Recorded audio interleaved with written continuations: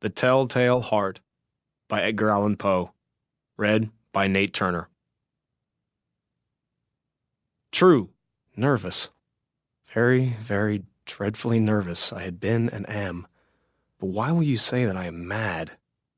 The disease had sharpened my senses, not destroyed, not dulled them.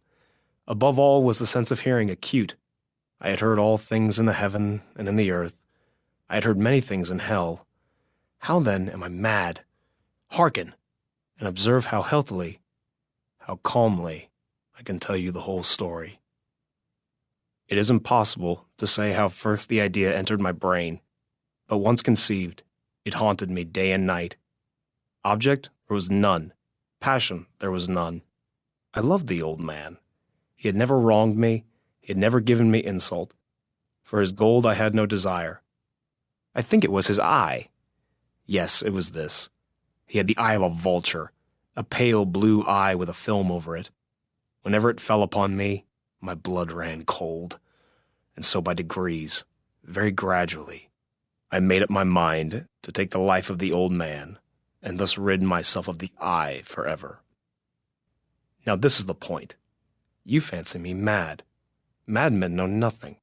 But you should have seen me. You should have seen how wisely I proceeded, with what caution, with what foresight, with what dissimulation I went to work. I was never kinder to the old man than during the whole week before I killed him. And every night, about midnight, I turned the latch of his door and opened it, oh so gently. And then, when I had made an opening sufficient for my head, I put in a dark lantern, all closed that no light shone out, and then I thrust in my head. Oh, you would have laughed to see how cunningly I thrust it in. I moved it slowly, very, very slowly, so that I might not disturb the old man's sleep. It took me an hour to place my whole head within the opening so far that I could see him as he lay upon his bed. Ha! Would a madman have been so wise as this? And then, when my head was well in the room, I undid the lantern cautiously. Oh, so cautiously. Cautiously, for the hinges creaked. I undid it just so much that a single thin ray fell upon the vulture eye. And this I did for 7 long nights, every night just at midnight. But I found the eye always closed, and so it was impossible to do the work. For it was not the old man who vexed me, but his evil eye. And every morning when the day broke, I went boldly into the chamber and spoke courageously to him, calling him by name in a hearty tone and inquiring how he has passed the night. So you see, he would have been a very profound old man, indeed, to suspect that every night, just at 12, I looked in upon him while he slept. Upon the 8th night, I was more than usually cautious in opening the door. A watch's minute hand moves more quickly than did mine. Never before that night had I felt the extent of my own powers, of my own sagacity. I could scarcely contain my feelings of triumph. To think that there I was, opening the door, little by little, and he not even to dream of my secret deeds and thoughts. I had fairly chuckled at the idea, and perhaps he heard me, for he moved on the bed suddenly, as if startled. Now you may think that I drew back, but no. His room was as black as pitch with the thick darkness, for the shutters were close fastened through fear of robbers. And so I knew that he could not see the opening of the door. I kept pushing it on, steadily, steadily. I had my head in. I was about to open the lantern, when my thumb slipped upon the tin fastening, and the old man sprang up in bed, crying out, "Who's there?" I kept quite still and said nothing. For a whole hour I did not move a muscle, and in the meantime I did not hear him lie down. He was still sitting up in the bed, listening, and just as I have done, night after night, hearkening to the death watches in the wall. Presently I heard a slight groan, and I knew it was the groan of mortal terror. It was not a groan of pain or of grief, oh no! It was a low, stifled sound that arises from the bottom of the soul when overcharged with awe. I knew the sound well. Many a night, just at midnight, When all the world slept, it has welled up from my own bosom, deepening, with its dreadful echo, the terrors that distracted me. I say I knew it well. I knew what the old man felt, and pitied him, although I chuckled at heart. I knew that he had been lying awake ever since the first slight noise, when he had turned in the bed.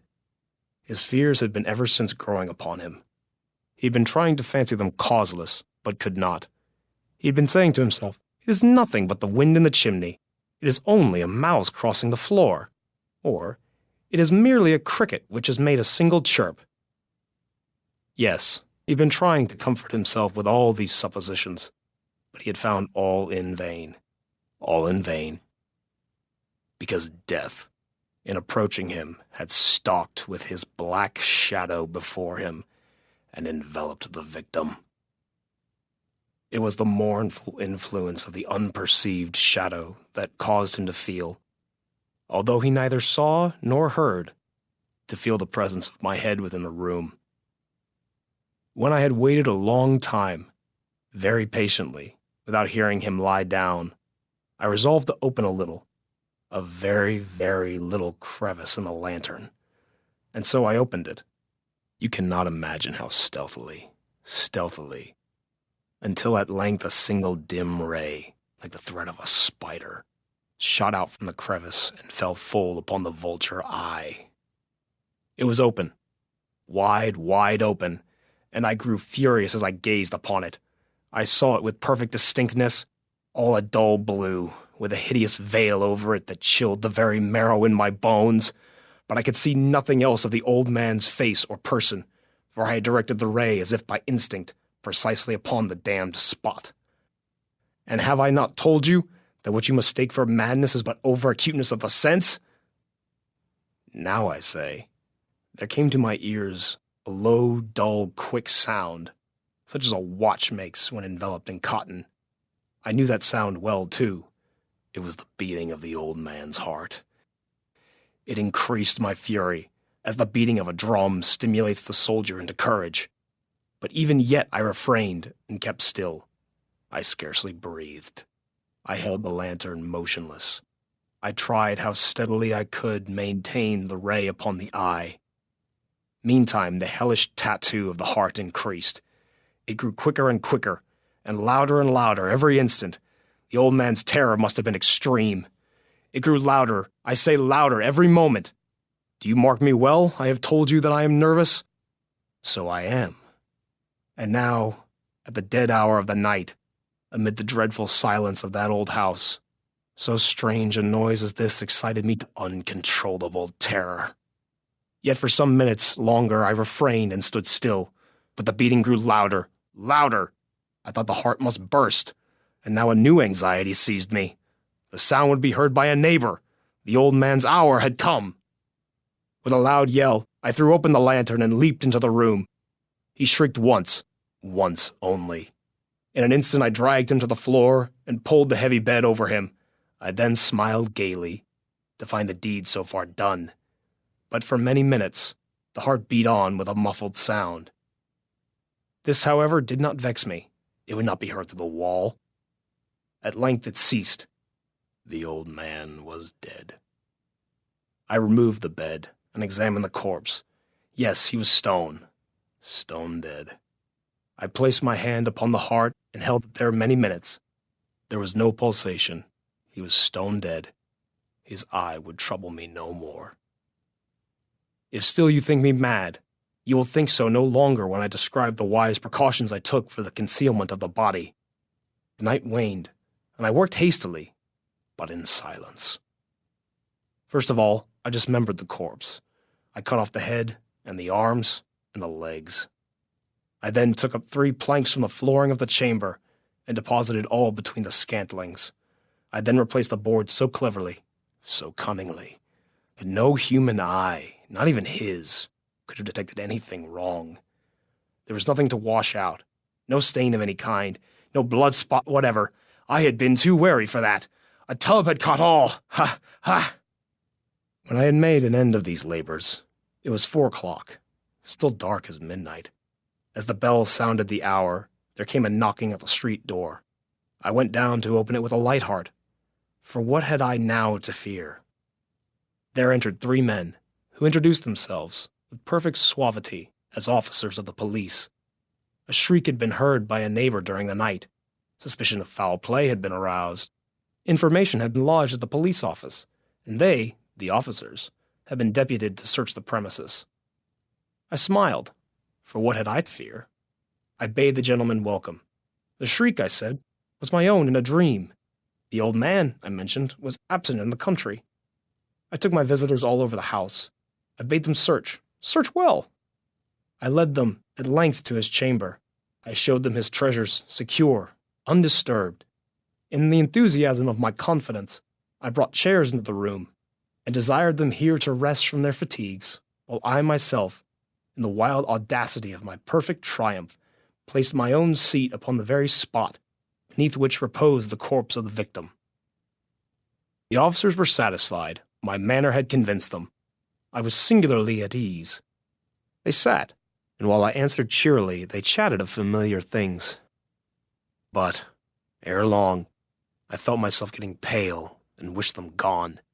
My head ached, and I fancied a ringing in my ears. But still they sat, and still chatted. The ringing became more distinct. It continued, and became more distinct. I talked more freely to get rid of the feeling, but it continued and gained definiteness, until, at length, I found that the noise was not within my ears. No doubt I now grew very pale. But I talked more fluently, and with a heightened voice, yet the sound increased. And what could I do? It was a low, dull, quick sound, much such a sound as a watch makes when enveloped in cotton.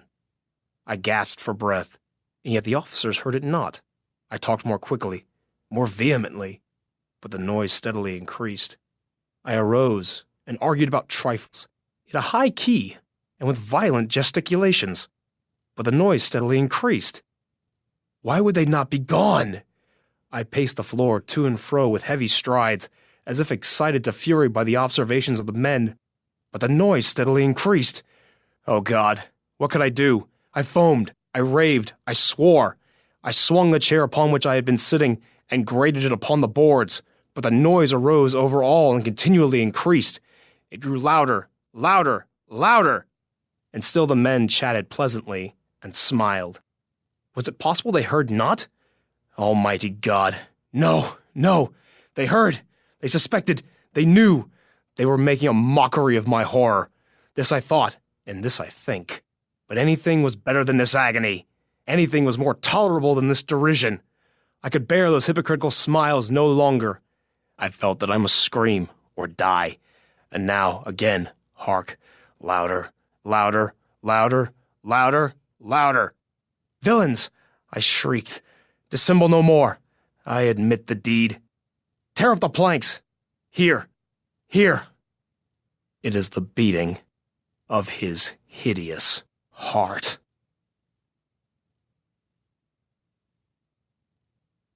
A production of We Are One Body Audio Theater.